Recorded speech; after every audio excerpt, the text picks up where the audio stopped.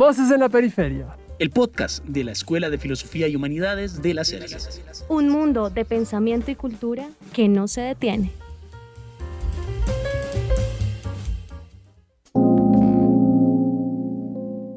Muy buenas tardes, buenos días, buenas noches, buenos días, buenas tardes, buenas noches, o buenas noches, buenas tardes, buenos días. Lo que importa es que sean buenas. O que sea un buen día.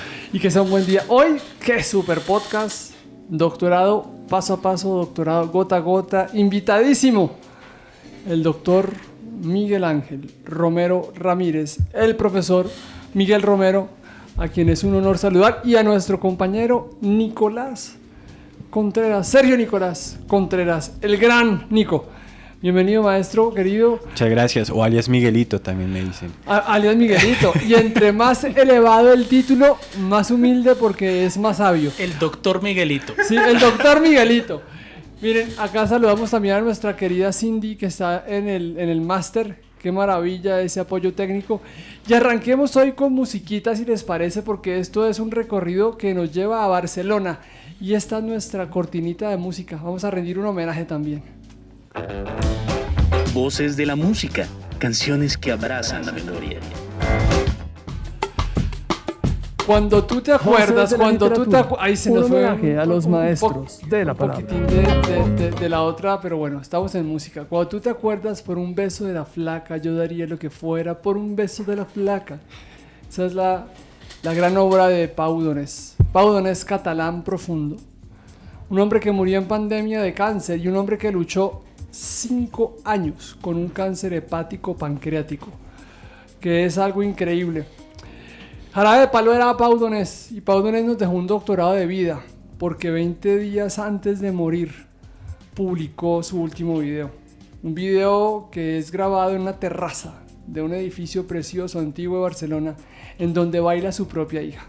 No murió, apenas le dieron el diagnóstico de cáncer, por amor a la vida, pero también por amor a su hija. Quería que ella tuviera ya alas para volar cuando él se fuera. Y efectivamente se fue en un hospital catalán, se fue rodeado de un equipo médico increíble. Y a ese Pau Donés, a esa alma grande que fue Jarabe de Palo, le rendimos tributo hoy desde Voces en la Periferia, porque nos vamos a ir a la ciudad de Barcelona. Pudiéramos hablar de Serrat, que está vivo todavía, el gran cantor que cumple 80 años el año entrante. O pudiéramos hablar de Dalí, o pudiéramos hablar de tantísimos artistas importantes. Pero hoy escogimos a Pau Donés y a Jarabe de Palo, porque le queremos mandar a él desde acá, allá en ese paraíso donde se encuentra por guerrero y por luchador, un abrazo y un doctorado honoris causa por la vida que nos legó. Esto fue el homenaje a la música, y vamos ahora con literatura. Voces de la literatura. Un homenaje a los maestros de la palabra.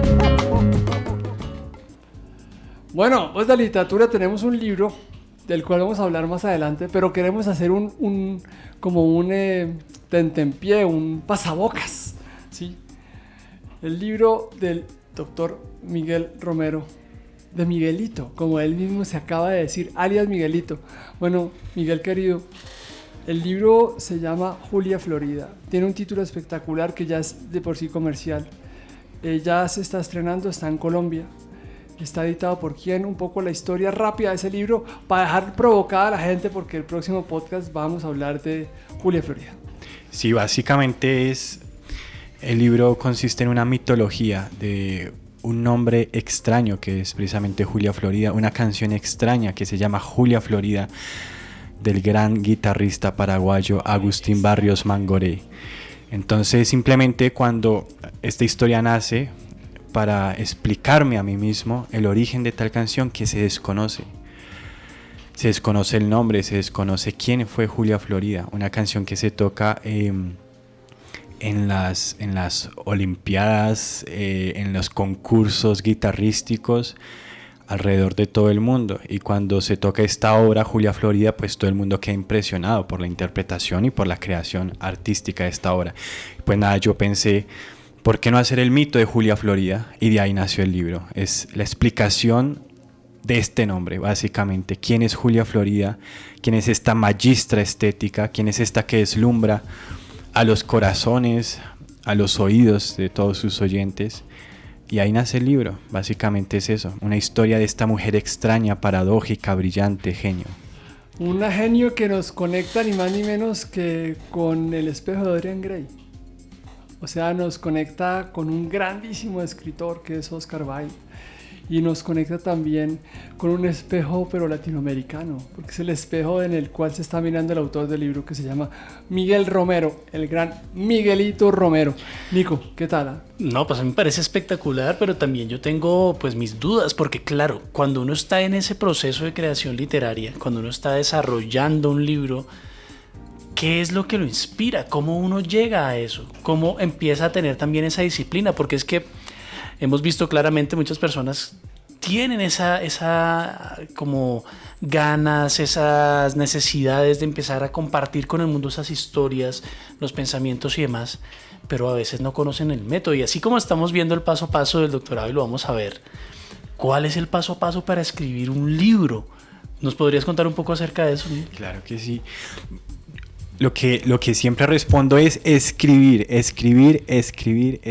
porque de verdad yo llevaba ese libro, hay párrafos que están escritos hace 10 años y el año pasado, en el 2021, por ahí en agosto, leí 2 obras que me marcaron de forma impresionante. El juego de los avalorios de Hermann Hesse me deslumbró, y el Doctor Faustus de Thomas Mann. Yo dije, sí, si se puede escribir así, yo quiero escribir algo así, dije. Y entonces me senté, aproveché la pandemia, aproveché que se podía trabajar en casa, aproveché que no iba a perder 3 horas de tiempo en el transporte. Entonces dije, escribo como loco. Y entonces en 2 semanas básicamente lo que hice fue ir a mis escritos previos y reunirlos, juntarlos, darles una cohesión, porque en últimas escribir siempre es escribir, como dice Chesterton,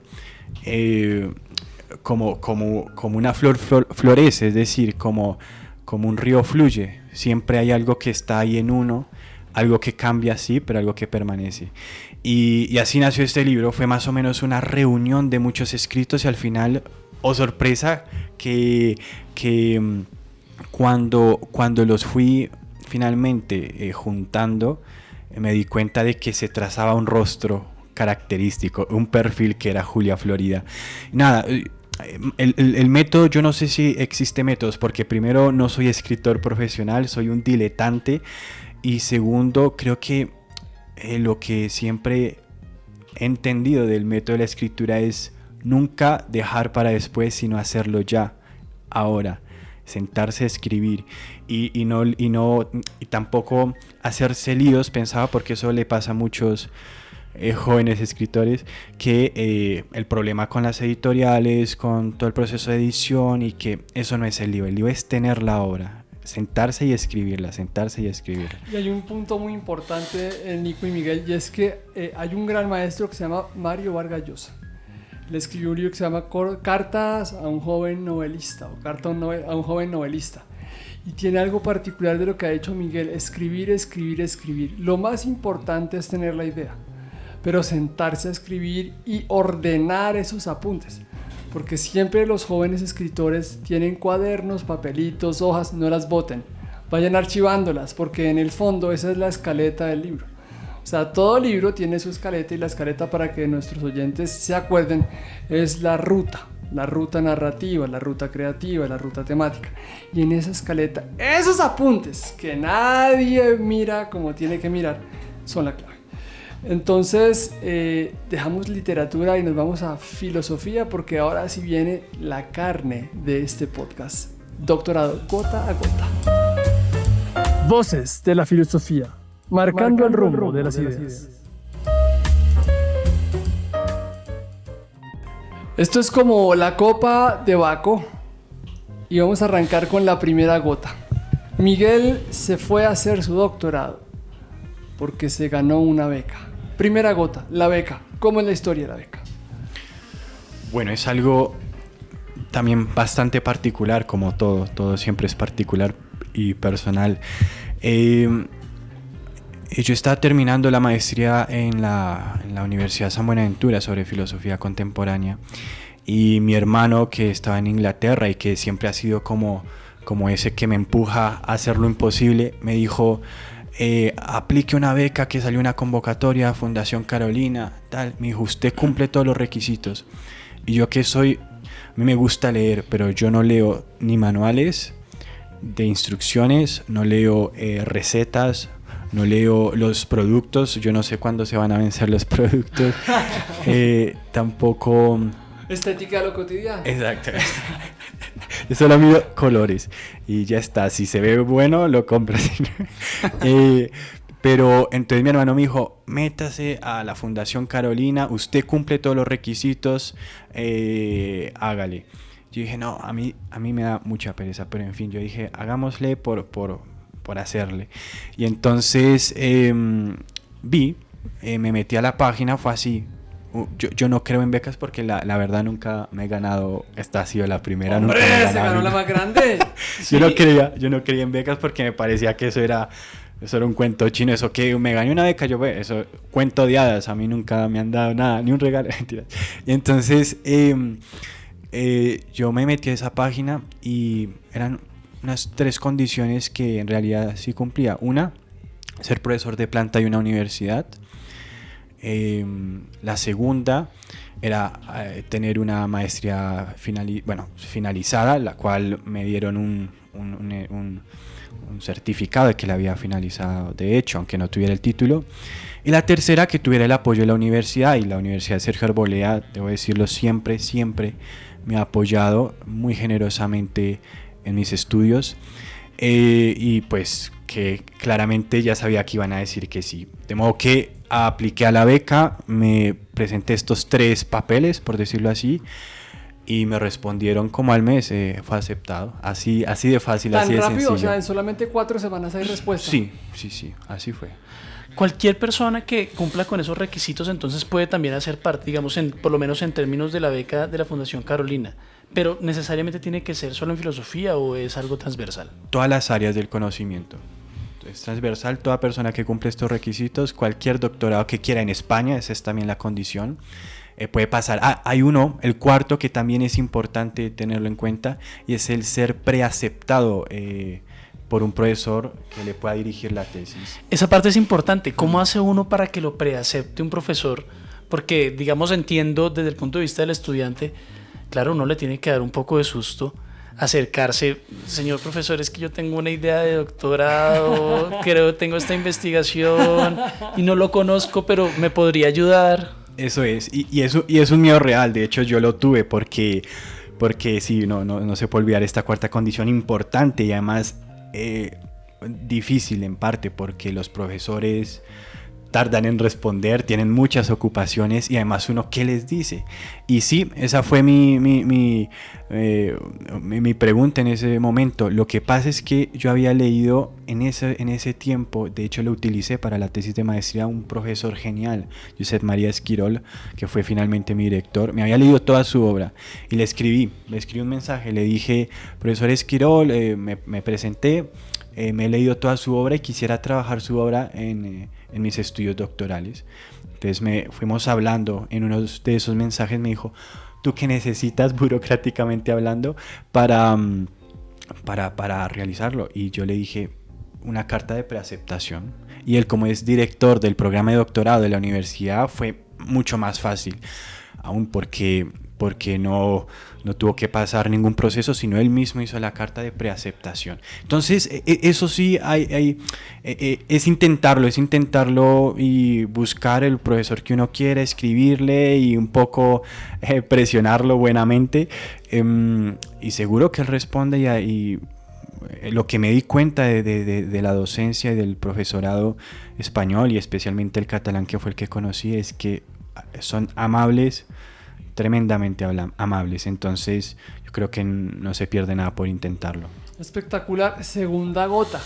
Esto es gota a gota, la copa de Baco, y Baco que me perdone, pero estamos robándole sorbitos a su copa. La segunda gota que te robamos de tu copa, querido Baco. O sea, vas a estar menos ebrio de lo que tú quisieras, con todo el cariño te lo digo. Pero danos un poquito de tu vino, tiene que ver con la interculturalidad. O sea, la experiencia de doctorado nos convoca a una realidad, y es que hay muchos estudiantes de diferentes países del mundo, diferentes continentes, diferentes culturas. Miguel, ¿cómo es esa experiencia para un estudiante colombiano y específicamente cómo se debe preparar un sergista para afrontar dicha circunstancia que es enriquecedora y es magnífica? Yo creo que aquí citaría de nuevo a Mario Vargas Llosa, porque él dice que por los libros en ningún país deberíamos sentirnos extranjeros, que precisamente por los libros y luego por el contacto real que los libros transparentan por medio de las personas y de los lugares, pues nos sentimos uno más de ellos, ¿no? Ciudadanos del mundo. Y de hecho yo ahí apoyo mucho en mis clases de filosofía política a Nussbaum y a De la Cortina también, en este sentido de un cosmopolitismo. Entonces, en ese sentido, uno siempre va marcado con una identidad sergista, con una identidad colombiana, también como bueno, es decir mucho esta palabra filósofo, pero al menos como estudiante de filosofía latinoamericano, con todo un trasfondo y un bagaje cultural que hay que tenerlo presente. Pero cuando se llega allí hay que llevarlo, ¿no? Como se lleva la maleta, ahí se lleva todo, pero también como uno lleva el corazón, pues lleva todo ahí consigo mismo, ¿no? Con uno mismo. De modo que eso es lo primero. Y lo segundo, yo creo que es la apertura. O sea, realmente la sensación que tuve, no solamente en la Universidad de Barcelona, con las clases en las que participé voluntariamente, porque en el doctorado no hay clases obligatorias, que eran los seminarios de Esquirol, y luego también ya toda la vivencia catalana, fue realmente, si uno va abierto y va también con esa, digamos, ese mostrarse como se es naturalmente, pero también aprender mucho, pues seguro que habrá una interculturalidad muy sana y muy verdadera. De hecho, encara no puc parlar català, però tinc que aprendre per fer tots esos estudios en Cataluña, pero tuve de hecho que aprender catalán y eso fue al principio lo más complicado porque aunque es verdad que se entiende, finalmente el hablarlo, el leerlo, pues las clases eran en catalán, las lecturas en catalán, la vida comunitaria, la farmacia, los restaurantes, todo eso pues es en catalán, ¿no? De modo que si uno va también le sorprendía, hablando de esta parte, le sorprendía porque decían, nosotros los latinoamericanos a veces vamos con esa idea, español y punto, que no vamos a aprender esta lengua catalana porque si usted me entiende español, hablo español, ¿no? Ya está. Y entonces cuando decían, hace el esfuerzo por hablar en catalán, decían, lo aplaudimos y nos parece algo que valora nuestra cultura, nosotros que... Bueno, no le dicen así, pero nosotros que le estamos recibiendo, o sea, una ciudad de verdad amigable en ese sentido, pues lo único es que se puede responder, y una señal de gratitud es, por ejemplo, el lenguaje. Recordemos siempre esa gran lección de los clásicos y que obviamente citó muchísimo Descartes: a donde fueres haz lo que vieres. O sea, una persona que no es colombiana y viene a Colombia normalmente se esfuerza para asumir códigos colombianos. Tal es el caso de la gastronomía, o tal es el caso, digamos, del incumplimiento latino y muy particularmente el colombiano. Hay otras culturas que todo es cumplido y todo es a rajatabla. Pero qué lindo lo que nos ha regalado Miguel en catalán, ¿no? Aunque no hablaba catalán, hizo el esfuerzo de aprenderlo para poder llevar a cabo los estudios, que fue lo que él dijo rápidamente en catalán. Digamos, Nico y yo algo entendemos de catalán por cuestiones laborales. Yo tengo que trabajar con catalanes, con portugueses, con brasileros, y me han obligado a mis jefes a meterle diente a las lenguas sin más. O sea. Pero yo creo que también eso hace parte de ese apasionamiento, ¿no? Porque al final algo muy bello sobre todo las personas que toman el camino del doctorado es que se apasionan por un conocimiento. Se apasionan por descubrir mucho más, y así como con los libros, cuando me dijeron esa cita, pensé en una cita de Irene Vallejo en un libro que estamos ahorita trabajando con los chicos que se llama El infinito en un junco, muy bello, y la cita es la siguiente: la pasión del coleccionista de libros se parece a la del viajero. Toda biblioteca es un viaje, todo libro es un pasaporte sin caducidad. Y al final yo creo que también cuando nosotros aprendemos un lenguaje así, cuando empezamos a entrar en esa parte netamente tradicional, de costumbre, que está enraizada en la forma de ser, estamos también viajando, pero viajando a un plano tal vez emocional. Tratemos de comprender cómo piensa en el mundo, porque desde los lenguajes vemos que se piensa muy distinto. Y eso lo podemos ver en filosofía, lo podemos ver en muchos espacios. Cuando uno lee a un filósofo inglés es completamente diferente su marco a un filósofo alemán o un filósofo griego, o cuando uno observa la filosofía en la que se ha podido trabajar en Latinoamérica, es completamente distinta porque los marcos son bien distintos. Entonces, acercarse a eso siempre va a convertirse en un viaje. Entonces, el viaje adentro del viaje, imagínate, viajaste a otro lugar a descubrir, pero también a vivir a través del lenguaje ese viaje. Hay una cosa también que quisiéramos mencionar en esta gótica que le robamos a Baco, y es el conjunto de lo que es la comunidad estudiantil. ¿De qué nacionalidades tuviste la oportunidad de conocer, querido Miguel? ¿Y cómo es esa relación con otras culturas cuando eres compañero de clase? ¿Cómo se vive esa multiculturalidad en un salón? Yo creo que es una de las experiencias más interesantes, hablando en términos académicos, es decir, en el salón, porque en el seminario yo participé, digamos, intensamente en 2 seminarios. Por un lado, en el del 2020 con el del mismo Esquirol, que se llamaba Al costat del nihilisme, y el seminario de este año que se llamó Levinas, básicamente. Y en estos 2 seminarios, el primero que fue sui generis, porque al final terminamos todos encerrados en casa en esta cuarentena, y bueno, ahí digamos que no se pudo vivir bien esta interculturalidad, porque al final fue, como siempre, pues ver las pantallas negras y escuchar al profesor. Pero este año, debo decirlo y reconocerlo, que fue una experiencia bastante enriquecedora. ¿Por qué? Porque había, por ejemplo, además de haber unos latinoamericanos excelentes, había un chileno, un cubano, la mayoría eran de Cataluña, había una alemana. Las clases realmente cada uno llevaba su identidad, ¿no? Pero una identidad abierta y digamos en proceso, si se quiere, como en palabras del profesor Esquirol, como en un proceso de identificación, que es finalmente vamos viajando, vamos buscando, vamos encontrando y vamos recibiendo y dando. Entonces así eran las clases eran un sistema que luego hablaremos sobre eso en el sistema de tutorías, en esa experiencia en Oxford, que también fue realmente impactante, pero que ahí era el profesor, daba unas lecturas, todos las comentábamos, hacíamos preguntas, y pues cada uno con su bagaje, con su cultura, con su nacionalidad, incluso algunos no hablando bien el catalán, incluso ni siquiera hablando bien el español, daban su gota.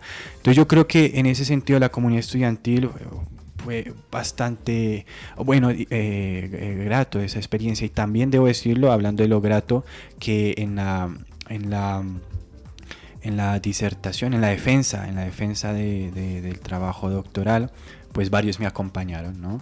Que fue algo muy hermoso eso también, como sabemos que usted iba como estudiante simplemente de visita allí al seminario, iba sin nota, no estaba en la lista, simplemente como invitado, pero ellos dijeron, bueno, pues vamos a acompañarlo en este viaje y en este trayecto que también hemos compartido juntos. Tercera gota que le robamos a la copa de Baco en este programa doctoral.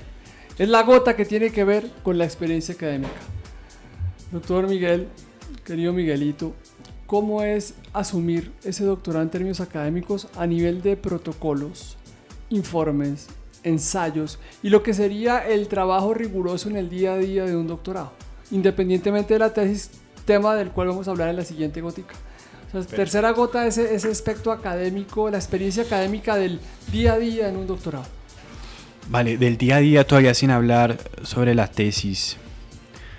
Yo creo que por ahora hacer referencia a las clases, que aunque en España los doctorados no tienen clases obligatorias, sin embargo el director muchas veces recomienda asistir a una u otra clase que tenga alguna referencia con la investigación principal. Y en ese caso los trabajos todos van en relación con el trabajo doctoral, ¿no? No se puede perder un minuto, no se puede perder una lectura ni un esfuerzo en algo totalmente ajeno a la investigación principal. Y tal vez eso nos lleva al comienzo de simplemente plantear quién va a ser el director, dónde quiero estudiar esto y qué tema quiero profundizar. Y yo creo que lo primero que hay que tener ahí claro es el tema. Y definitivamente es un tema que me gusta y que me apasione. ¿Por qué? Porque es un tema que le voy a dedicar al menos 3 años intensos y exclusivos a eso, ¿no?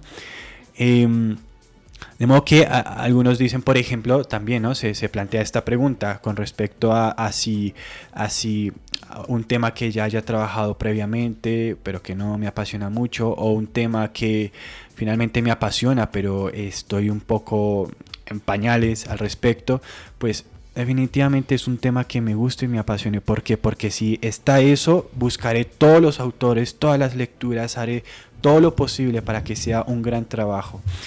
Eso es lo primero. Entonces, en términos académicos, todavía sin entrar a la tesis, es ir planteándose un tema, lecturas y clases, casi que atacando un mismo punto, que me apasione. Algunos, y de eso yo creo que hablaremos con detalle, y es que es un tema que me apasione, pero será un tema que finalmente será empalagoso. Eso hay que decirlo también, porque las oscuridades del doctorado están ahí contenidas, y es un tema así, un tema que probablemente terminaremos odiando.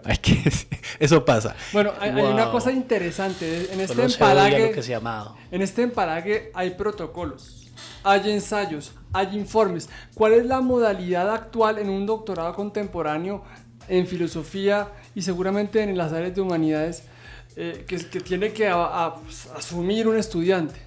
Sí,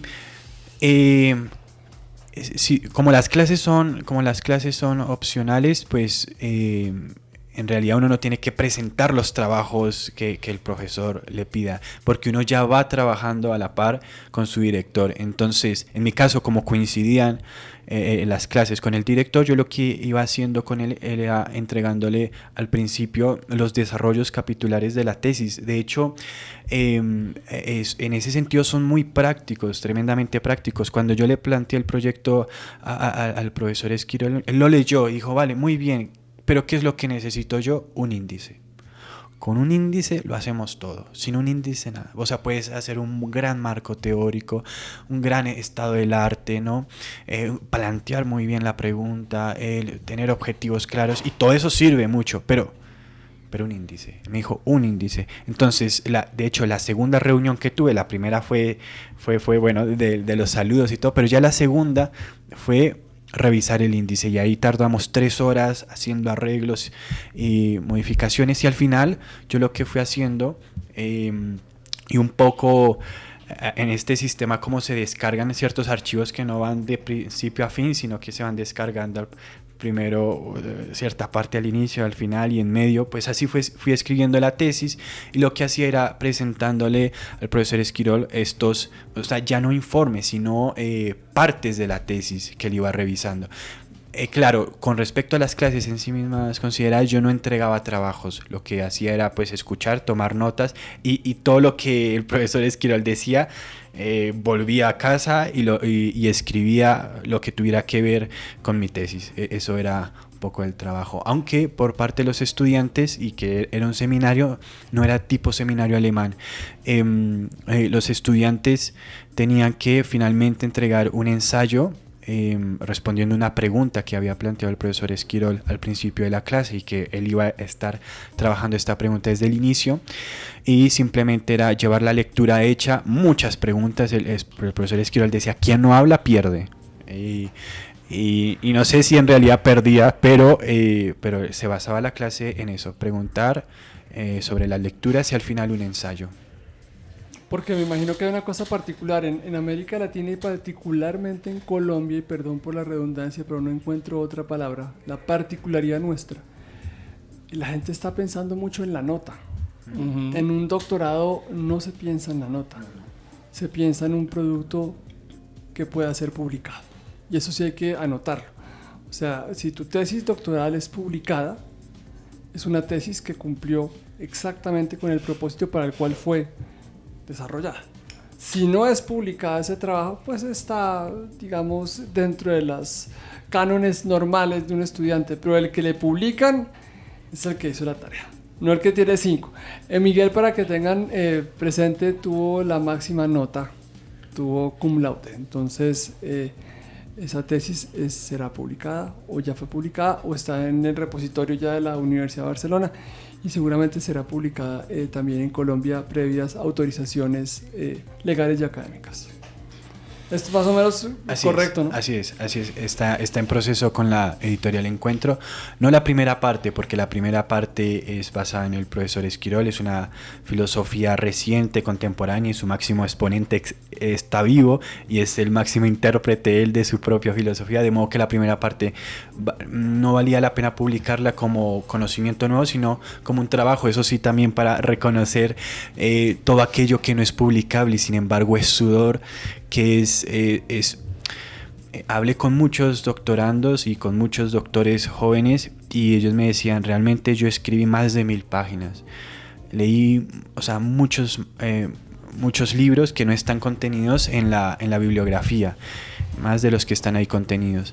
Y todo ese trabajo, sin embargo, no es visible y no es publicable. Tantas reseñas, ¿no? Tantos informes. Y entonces, en ese sentido, sí, la primera parte fue un trabajo de leer, ya eso lo hablaremos un poco con calma, pero la primera parte fue Esquirol, la segunda parte Chesterton, la primera parte fue entender bien por dónde iba la filosofía, la proximidad que es la propuesta filosófica del profesor Esquirol.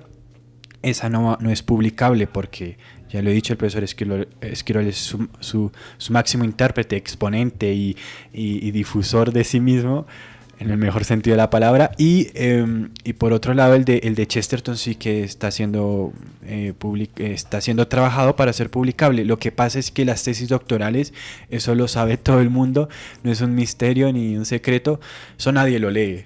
Nadie lee. Muy poca gente lee tesis doctorales porque son muy pesadas, el aparato crítico es excesivo, un lenguaje demasiado técnico, neutro y aburrido. Entonces lo que hay que hacer siempre al final es hacerla amena, divulgativa, que sea legible. Entonces eso es lo que estoy haciendo en estos días. A mí me parte una duda precisamente de lo que acabas de comentar y es, hombre, eso no se lee. ¿Por qué entonces una persona que, pues bien sea que esté en la academia, o tal vez no, de pronto puede estar afuera de la academia, ¿por qué haría un doctorado? ¿Cuál sería la motivación o qué es lo que debe impulsar a una persona a hacer un doctorado? Sí, hay muchas razones, además de las más prácticas, concretas, en el sentido de escalafones y tal, un sentido puntual y, si se quiere, genuino y sincero del trabajo doctoral y también como trabajo académico, trabajo intelectual, es simplemente, yo lo pensé desde este punto, fue yo siempre he tenido esto en mente, en hacer homenaje a los grandes maestros. Y siempre lo he dicho, lo digo en la novela y ya no es ningún spoiler, pero esa frase se repite y es toda persona, es decir, toda persona se merece hacer un doctorado sobre ella. Eso es lo que repito, o sea, cada persona es un misterio, un mundo, una obra. Y un doctorado significa simplemente esto, un estudio intenso, para develar, para entender, para comprender una obra que me precede. Yo lo veo, de hecho, el doctorado como una expresión de agradecimiento, ¿no? Incluso como el pago de una deuda, así yo lo veo con Chesterton. Yo Chesterton lo he leído a él, igual que al profesor Esquirol, pero a Chesterton sobre todo lo he leído desde que tenía 9 años, con sus relatos sobre el padre Brown. Luego comencé a leer mucha novela policíaca, seguí leyendo a Chesterton con El hombre que fue jueves, luego todos sus ensayos, todas sus biografías, sus libros de historia. Y fue un hombre que existencialmente hablando, no solo intelectualmente hablando, pero existencialmente hablando, me cambió la vida, me configuró una actitud frente a la vida que le debo mucho. Entonces yo dije, mira, en el doctorado estudiemos a esta gran persona y profundicémosla. Así que leí a Chesterton toda su obra en inglés también, y dije, es eso, o sea, como que mueve más que las cuestiones pragmáticas que están ahí. Yo también dije, yo puedo leer a Chesterton personalmente, solo que necesito un doctorado también para trabajar, para vivir. Entonces también esa razón del título, ¿no? La razón del título tal vez se excusa ahí, pero más allá, el doctorado significa eso, un tiempo de estudio intenso sobre un autor que me precede.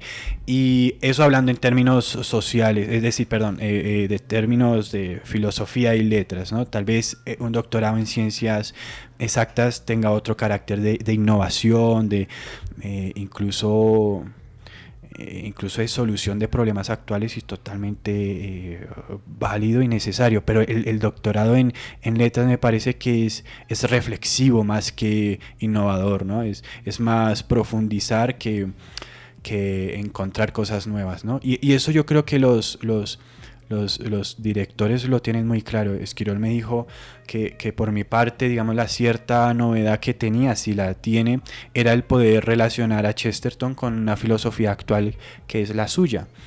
Me dijo, yo creo que esto es lo válido, pero en todo caso es eso, como que es también mi recomendación a los que piensan la idea del doctorado. Es un tema finalmente que uno pueda agradecer. Y si se lleva bien, porque el doctorado desgasta terriblemente, y es tal vez hay que hacerse un buen horario muy, muy integral para no caer eso en ansiedades o en estresarse demasiado por esto, porque pesa. Muchos doctorados terminan muy, muy cansados, muy mal. Pues hay que hacer eso, algo que nos guste, que nos apasione, agradecer a estos autores y poder finalmente transmitirlos. Yo creo que eso es la idea. ¿Cómo lo voy a transmitir yo? ¿Qué puedo decir sobre este autor? Pues está lo que está escrito, ¿no? Bueno, a nuestro querido Baco, que la última gota de esa copa, por favor, la gota número 4, que tiene que ver con la tesis. Ya hay un abrebocas de lo que fue esa tesis. Ya sabemos que con el profesor Esquirol la clave fue el índice. A pesar de un anteproyecto impecable, pregunta bien planteada, objetivos clarísimos, estaba el arte absolutamente completo, y efectivamente entremos el trabajo de tesis, porque la gente cree que escribir una tesis pues tiene muchos bemoles, lo cual es cierto, pero también implica un compromiso psicológico y un compromiso de vida increíble. Chesterton, para que tengan presente, es un gigante como autor y como persona. 1,93 m, 130 kilos de peso. Ese era Chesterton, y era un edificio que se dejaba ver en cualquier esquina de Londres, porque cuando él daba un paso se movía una estructura de 1,93 con 130 kilos de peso, que no era cualquier cosita. Tremendo. Entonces creo que también hay que decir eso, que ese pequeño gran hombre, pequeño entre comillas, para ser un poco sarcástico y usar un poco el humor británico, que él me lo validaría, el pequeño entre además. La paradoja de Chesterton, lo abrazó a Miguel. Y Miguel no es chiquito, Miguel debe medir como un 83, 84 por ahí. Y pues pesa por ahí unos 85 kilos, más o menos. Sí, que tengo que bajar. Bueno, entonces fue el abrazo de un gigante a un hombre que no es tan pequeño, ¿no? Entonces, y son dos gigantes que encontraron, un gigante latinoamericano que tiene 27 años en muy pocos días y que ya tiene un doctorado y que está abriendo camino para una generación que debe comenzarle a marchar a la academia en serio y tratar de producir sus propios textos, dejar de fusilar, dejar de copiar, comenzar a crear. Los que sean poetas, los que sean músicos, que sean músicos, pero que comiencen a sumar y a multiplicar, que es la idea. Entonces, Miguel, Baco está furioso conmigo. Le he robado 4 gotas de su copa. Está furioso, histérico. Lo siento, Baco. lo lamento. Pero que Las dionisíacas. Sí, la tesis cómo es, o sea, ese trabajo personal, ese compromiso es muy fuerte, pero que la gente sepa qué es hacer una tesis. Sí, yo creo que efectivamente es un compromiso consigo mismo más que con el director o con cierta academia a la que uno vaya. Es un compromiso personal, de hecho. Yo lo veo así, se lo planteo también a la gente que me lo pregunta. Y yo creo que para comenzar, yo creo que lo principal es eso, lo que ya hablamos, un tema que nos apasione, que lo terminaremos de odiar en parte, pero es como todo amor, y que el amor tiene esa espada también del odio, y es normal que ante un tema que se le dedique mucho tiempo uno al final diga, uy, no más por ahora, pero es algo con lo cual uno vuelve y tiene que vivir siempre. Entonces eso es lo primero, un tema apasionante. Segundo, que es el trabajo del día a día. Es que esto yo creo que no se dice mucho, pero yo solo veía una clase. De resto, todo el trabajo semanal, digamos el grosso de la semana, era levantarme, sentarme, leer y escribir. Y eso todo el día. Claro, cuando ya no podía más, lo interesante era que yo vivía a 10 minutos de la Barceloneta y la playa de Barcelona. Entonces yo lo que hacía era, como en Barcelona tiende a ser... el invierno es muy suave, la primavera ya hace un poquito de calor y el verano es calientísimo, terrible. Entonces uno siempre está ahí en pantaloneta y camiseta, pues bien, y tenis. Así que yo, en el momento en que ya no podía dar más pie con bola, salía corriendo, me iba a la playa y me echaba una carrera por ahí hasta el skate park, y volvía luego por la Pompeu Fabro, por atrás del zoológico, y volvía a casa, me duchaba y a seguir escribiendo. Pero ese era mi día a día. Y ya en verano pues era mejor, porque ahí sí, como dice Chesterton, siento que el único charco que me soporta es el mar, y un doctorado al lado del mar, oliendo el mar, frente al mar, me parece que es la delicia más impresionante. Entonces era correr, echarse y volver, y entonces eso era dichoso, pero era muy difícil, eso sí, las horas de estar sentado mucho tiempo. Eran 4 horas en la mañana, a veces 7 horas en tarde-noche, y eso durante 3 años, ¿no? Entonces, claro, había momentos en que pues todo se aligeraba, ¿no? Y pues...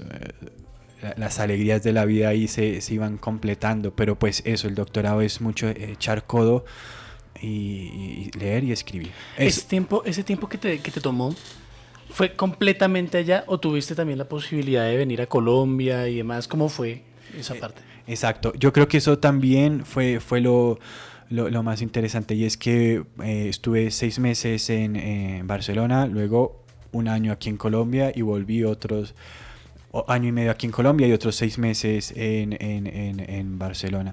Y entonces fue también, yo creo que muy interesante esto, porque no dejé, por ejemplo, de trabajar con la Universidad Sergio Arboleda. Pude tener unas clases, y el contacto con los estudiantes y el dar clases, eso también ayudaba, no solamente para distenderse y distraerse en parte, sino también para que lo que uno da oralmente, luego de forma en la escritura uno lo puede hacer mejor. Entonces eso fue muy complementario, pero también el volver a Colombia cuando estamos en pandemia, es que también eso es terrible, ¿no? O sea, nos cogió la pandemia en marzo del 2020, y allí fue tremendamente exagerada la forma en que, si uno salía y no iba para el mercado o lo que fuese, pues la policía lo devolvía a casa y con una multa. Entonces, claro, el volver a Colombia en esa época, pues también volver la familia y tal, pues uno lo lleva mejor. Pero claro, yo creo que eso fue muy, muy interesante, el poder estar al mismo tiempo, bueno, al mismo tiempo no, pero en la misma investigación. En la misma investigación en 2 lados, y se complementaban, porque allá encontraba toda la información que necesitaba especialmente el profesor Esquirol allá. Y luego aquí en Colombia pues no me podía llevar todos mis libros de Chesterton, que de verdad son en mi biblioteca, digamos que es una parte, es así de grande, y son dos partes llenas de las obras completas de Chesterton. Así que cuando volví yo dije todo lo que no podía escribir de Chesterton, porque me faltaban los libros que no estaban tampoco en ebook ni en las bibliotecas de allá, pues lo volví aquí y lo pude seguir consultando. Así que fue como ahora se llaman doctorados internacionales. Pues este no lo fue en estricto sentido burocráticamente hablando, pero lo fue en realidad, que fue en los dos lados. Además, quien me dirigió aquí el doctorado fue la doctora Liliana Irizar, así que en Colombia estaba una directora y en España el otro, así que fue a dos. Bueno, hay una pregunta espectacular. Nos menciona nuestra querida maestra Liliana Irizar, con quien hicimos pues, el primer programa de esta nueva semestre, de esta novena temporada. 8 años al aire en la periferia, Miguel. O sea, esto es récord. Increíble. Entonces, la pregunta es la siguiente: la relación con el director de tesis. Eso es algo que la gente debe conocer, porque no es solamente escribir 5, 4, 7 horas, sino cómo es la relación con un director de tesis, porque él también es un ser humano que te exige, pero a veces te puede apretar mucho. ¿Cómo llevar esa relación? Sí, yo creo que aquí también sucedió como padre y madre. Esquirol el padre y la doctora Liliana como madre, porque se complementaban muy bien. Esquirol es el director más tranquilo y más lo deja uno, que él le dice así: es tu camino, Miguel, es tu camino. De hecho, con mi hermano molestamos mucho porque muchas veces ante una pregunta que pensamos que era muy importante, yo pensaba que era muy importante, decisiva, y que necesitaba la ayuda del gran maestro que es él, él me decía: lo que tú veas, Miguel, lo que tú veas. En parte uno pensaba al principio, pues esto no es ayuda, pero en realidad sí, porque luego ya lo seguíamos comentando y hablando, y no, él claro que sí le daba algunas ideas generales, pero él dice: es tu camino, yo estoy aquí si veo que algo no es por ahí te lo diré, pero tal como me lo vienes contando y las opciones que me das, tú mira. Es tu camino, Miguel. Ajá, es el teu camí. Bueno, hay una cosa muy preciosa y es, estamos cerrando, digamos, un podcast inolvidable. Hoy queremos que la comunidad académica sergista y especialmente la comunidad académica de la Escuela de Filosofía ya vea ese paradigma y apunte al doctorado. Sí. Los que quieran dedicarse a la academia a fondo, los que quieran ser escritores, que arranquen a escribir y a leer todo lo que les caiga en sus manos.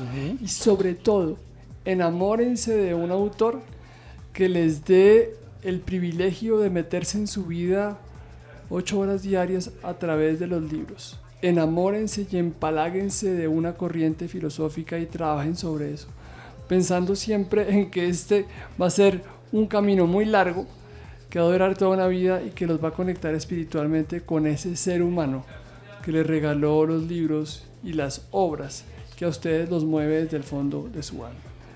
Bueno, y así es. Y finalmente, nunca me has dicho: caminante no hay camino. Se hace camino al andar, y al andar ¿cómo es que es? Caminante de camino se hace camino al andar, y al volver la vista atrás se va a ver la senda que nunca se va a volver a pisar. Así es. La cosa. Antonio Machado, generación del 98, con Unamuno, Valle Inclán, tanta gente importante que cerró el siglo XIX y le abrió las puertas al XX. Esto fue Voces en la Periferia. Miguel Ángel Romero Ramírez, Miguel Romero, Miguelito. Doctor Miguelito. Doctor Miguelito, mi querido Nico, muchas gracias. Muchas gracias. Gracias a ustedes. Y esto fue Voces en la Periferia. Recuerden que nos pueden escuchar en los podcasts de la Sergio, nos pueden escuchar también en la Sergio Radio el próximo jueves desde las 9 de la mañana. Y también van a encontrar en nuestras redes de la Escuela de Filosofía y Humanidades @filosofia.sergista en Instagram y Filosofía Sergista en Facebook. Entonces nos vemos la próxima vez. Así es, muchísimas gracias y nos escuchamos en un nuevo podcast que seguramente tendrá temas que mueven los corazones. Un abrazo.